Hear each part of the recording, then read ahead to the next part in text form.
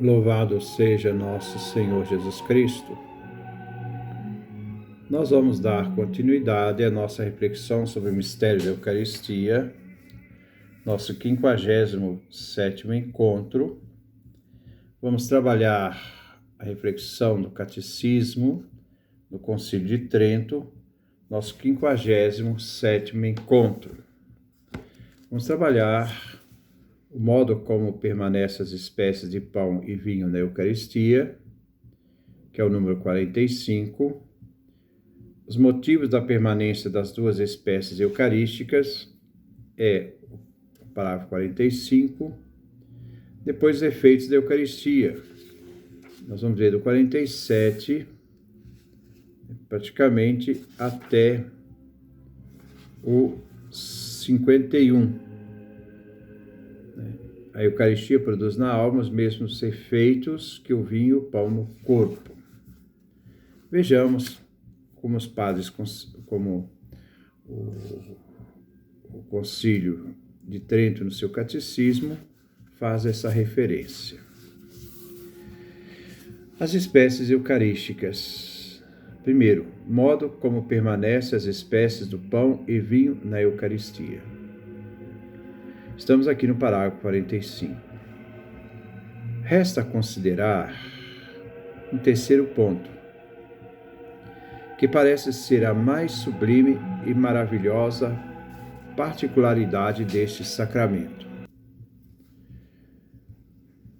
Sua explicação, porém, já será mais fácil para os pastores, porque eles são os primeiros catequistas de sua paróquia. O bispo é o primeiro catequista da sua diocese. E ele continua, depois de terem desenvolvido os dois pontos anteriores, que nós já vimos. É que neste sacramento, as espécies de pão e de vinho são espécies de pão e de vinho, porque se traz no ofertório pão, que antes da consagração a sua substância é pão, a sua matéria é pão. Se traz no ofertório a espécie de vinho, que antes da consagração é vinho, e antes da consagração a matéria é vinho. Mas depois da consagração, nós temos a matéria do pão, mas a substância é corpo de Cristo. Nós temos a matéria vinho depois da consagração, mas a substância é sangue de Cristo. É que neste sacramento, as espécies de pão e de vinho subsistem, isto é, a matéria permanece a mesma, sem nenhuma substância que lhe sirva de suporte, em sentido de que, a partir daquele momento que há a consagração, nós vemos pão, mas a substância já não é mais de pão, porque ali naquela espécie de pão está o Cristo todo, perfeito, vivo. E na espécie de vinho, depois da consagração, está o Cristo todo, perfeito e vivo. O único Cristo, nas espécies do pão e do vinho. Como há pouco se demonstrou neste sacramento, está realmente o corpo e o sangue de nosso Senhor, de sorte que já não subsiste nenhuma substância de pão e de vinho. Então, a substância foi mudada na consagração. E ali, a partir daquele momento, se há a visibilidade do pão, na sua substância ele já não é mais pão, ele é corpo de Cristo. Se há a realidade material do vinho, ali nós já não vemos mais a substância do vinho, nós vemos o sangue do Cristo. Portanto, a única explicação possível é que eles se sustentam por si mesmos, sem se firmarem em nenhuma substância, por um processo que transcende todas as leis da natureza. No fundo, se pode dizer, é um mistério eucarístico, por isso nós dizemos mistério da fé. Este mistério da fé revela que sob a espécie do pão está o Cristo, sob a espécie do vinho está o próprio Cristo, o único Cristo nas duas espécies. Essa é a doutrina que a Igreja sempre manteve como certa. Pode, por sua vez, ser facilmente comprovada pelos mesmos testemunhos que serviram anteriormente para evidenciar que a Eucaristia não resta nenhuma substância do pão e do vinho. Motivos da permanência das espécies eucarísticas. É claro que vale a pena ressaltar a dimensão do mistério. O mistério é uma realidade que falta à lógica humana uma explicitação do que acontece, mas afirma-se aquilo que realmente é. Então, se afirma, é corpo, sangue de Cristo. Agora, como isso acontece? Isso é um mistério divino, que se realiza naquele mesmo sacramento que Jesus instituiu na primeira ceia. Ali está a nossa fé e adesão àquilo que Jesus falou e acreditamos na verdade daquilo que ele falou, de modo especial sempre sustentado também pela palavra de São Paulo na primeira carta aos Coríntios, seja lá no capítulo 10º, seja no capítulo 11º.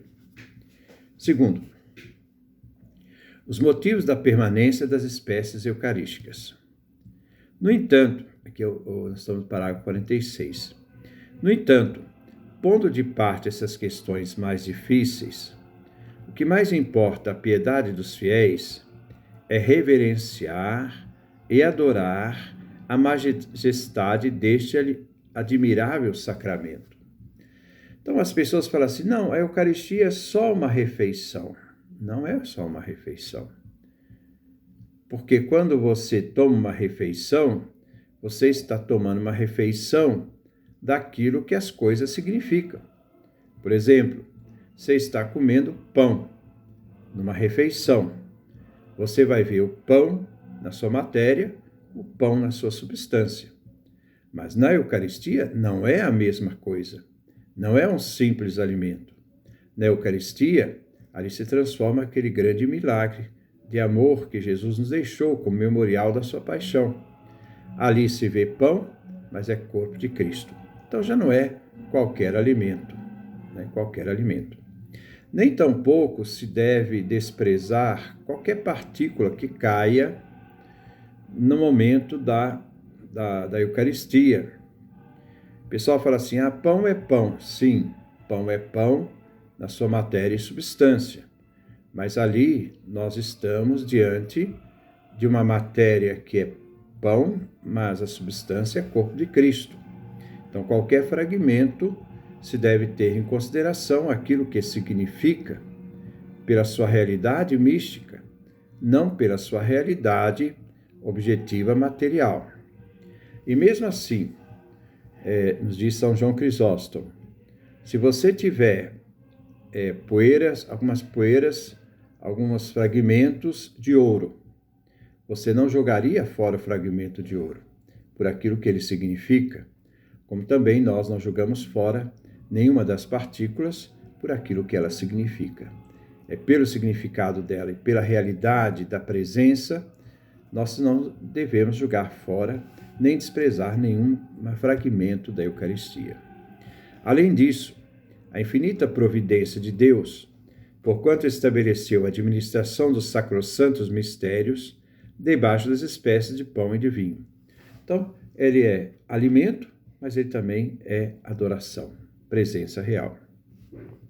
Com efeito, em sua natureza normal, o homem sente a máxima repugnância em comer carne humana e tomar sangue humano. Isso é antropofagismo.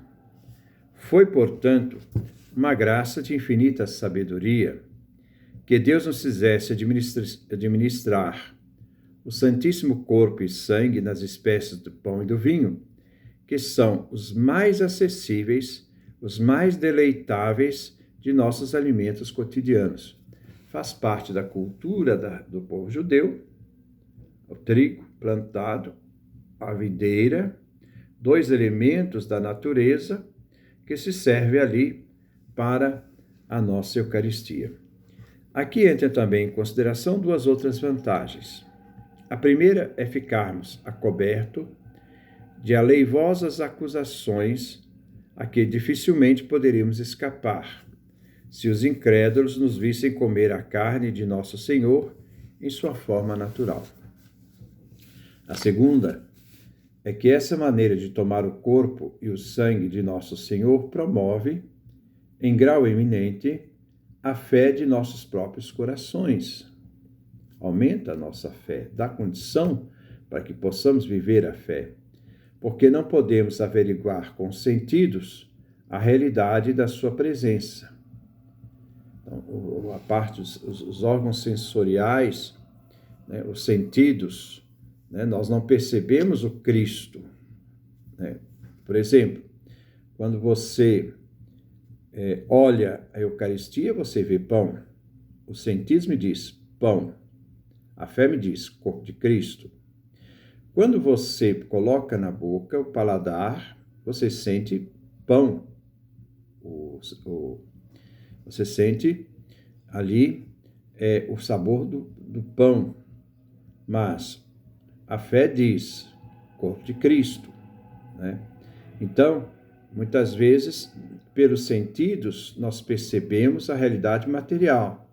Pela fé, nós percebemos a realidade que significa, a realidade que é a presença. A isso se refere aquela frase tão conhecida de São Gregório: não há lugar para merecimento, onde a certeza provém da própria razão humana.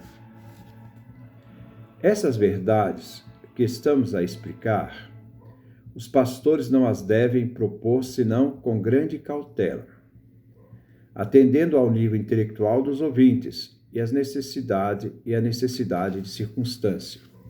Essa exposição ela deve ter um traquejo pastoral. O traquejo pastoral não significa um conhecimento que se exerce com poder. Não. O traquejo pastoral é um conhecimento que se exerce como serviço. Serviço à comunidade, serviço aos simples. Então, essa realidade, às vezes as pessoas acham porque conhecem muita coisa, sabem teologia. Quem diz que sabe teologia, sabe Bíblia, no fundo não sabe nada, porque na sua própria soberba não é capaz de ater-se à humildade, de perceber que tudo é graça. E mesmo a inteligência é uma atitude de graça, onde o ser humano coloca à disposição para conhecer a fé e explicitar essa fé na comunidade, principalmente também dos simples. Então aqui vem um dado importante. Importante não é somente saber teologia, o importante é fazer teologia. Os efeitos da Eucaristia. Aliás, se faz teologia dentro de um contexto real, não dentro de um contexto hipotético, né? Senão vira uma reflexão do poder. Parágrafo 47. No entanto, com relação ao que se pode dizer da admirável virtude e dos frutos deste sacramento, não há nenhuma classe de fiéis para os quais esse conhecimento não seja possível e até sumamente necessário. Fosse reconhecer que, se alargamos bastante a explicação deste sacramento, temos por fim principal que os fiéis compreendam a unidade da Eucaristia, sempre centrado nessa unidade da Eucaristia. Como, porém, não há termos humanos que possam exprimir, porque a linguagem humana ela é muito pobre para expressar realidades profundas, até as realidades da vida. Por exemplo, você está sentindo uma dor. Expressa essa dor em palavras. Jamais você vai conseguir expressar em palavras a experiência da dor que você está tendo. As palavras, elas não expressam o significado profundo da sua experiência mais profunda. Ela pode explicitar o seu desconforto, as suas dores, mas não o que você sente com elas. Assim também as questões ligadas ao mistério divino. Como, porém, não há termos humanos que possam exprimir adequadamente suas imensas vantagens e aplicações, os pastores procurarão, pelo menos, tratar um ou outro ponto para mostrarem quanta não é a abundância e a afluência de todos os bens que se encerram nesses sagrados mistérios. Conseguirão demonstrá-lo até certo ponto se, depois de exposta a virtude e a natureza de todos os sacramentos, compararem a Eucaristia a uma fonte viva e os demais a regos de água. Então, a Eucaristia é a fonte de onde brota a água. Os outros sacramentos são pequenos riachos que depois vêm a somar ao rio. Então, por isso que se diz que a Eucaristia é fonte e ápice da vida da Igreja. Na verdade, a Eucaristia deve ser forçosamente considerada como a fonte de todas as graças. Então, essa importância da Eucaristia como centralidade da vida cristã. Por isso que a ausência da Eucaristia é negar-se a si mesmo, ter acesso a essa fonte, se alimentar dessa fonte, beber dessa fonte. Então, é por isso que também, uma das razões, as pessoas são muito débeis, porque elas muitas vezes não são capazes de buscar, através dessa busca de fé, encontrar-se na Eucaristia como força vivente da própria fé na vida da Igreja. E assim também, através da Eucaristia, aproveitar-se dos outros sacramentos. Ele continua: na verdade, a Eucaristia deve ser forçosamente considerada como fonte de todas as graças, porque encerra em si, no próprio sacramento, de modo admirável, a própria fonte de todos os dons e carismas do céu celestiais. Cristo, Senhor nosso, o autor de todos os sacramentos, do qual promanam, como de uma fonte, todos os valores e aperfeições que possa haver nos demais sacramentos. Sendo assim, podemos sem mais concluir que dessa fonte da divina graça procedem os imensos benefícios que não são dispensados neste sacramento. Eu tinha feito uma proposta, mas eu não vou terminar, não. Vou só fazer mais um item. Depois eu vou deixar os outros itens para uma próxima reflexão. A Eucaristia produz na alma os mesmos efeitos que o vinho e o pão no corpo. Aqui nós estamos no parágrafo 48.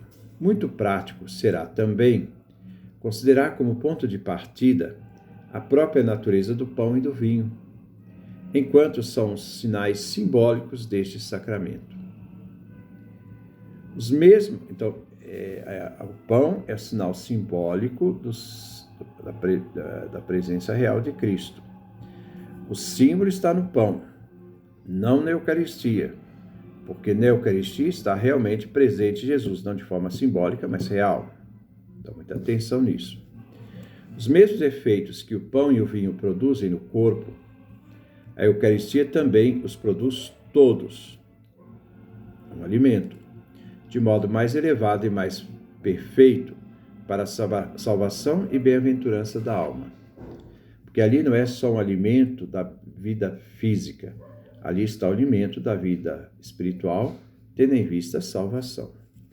Verdade é que este sacramento não se assimila à nossa natureza. Quando você come uma coisa, essa coisa transformada dentro de você se transforma em você, em energia, em elementos para a sua própria sobrevivência. Mas com a Eucaristia, não. Verdade é que esse sacramento não se assimila à nossa natureza como faz o pão e o vinho. Mas somos nós, de certo modo, nos convertemos em sua natureza. Então é o contrário. Eu me alimento do Cristo para converter a minha natureza no próprio Cristo. Na Eucaristia eu sou cristificado, me torno um outro Cristo. E este outro Cristo como vamos dizer, transfigurado, presente e vivo naquele que recebe a Eucaristia. Cabe aqui aquelas palavras de Santo Agostinho: alimento sou das grandes almas, faz por crescer e ter-me-ás por alimento. Não me converterás em ti. Cristo não vai se converter na pessoa, como fazes com o alimento do teu corpo, mas transformarás em mim, te converterás a ti mesmo. Então, no próximo encontro, nós vamos trabalhar a Eucaristia, que comunica a graça para sustentar a vida divina. Então, esse próximo encontro, assim, semana que vem nós temos a reflexão que nós estamos tirando do Novo Catecismo, do Vaticano II, Catecismo Romano, e depois, dessa semana que vem, quando falarmos esse do Novo Catecismo, nós voltamos ao Catecismo de Trento, sempre fazendo essa exposição dos dois catecismos. Que Deus nos dê a sua graça, a sua bênção, sua face resplandeça sobre nós.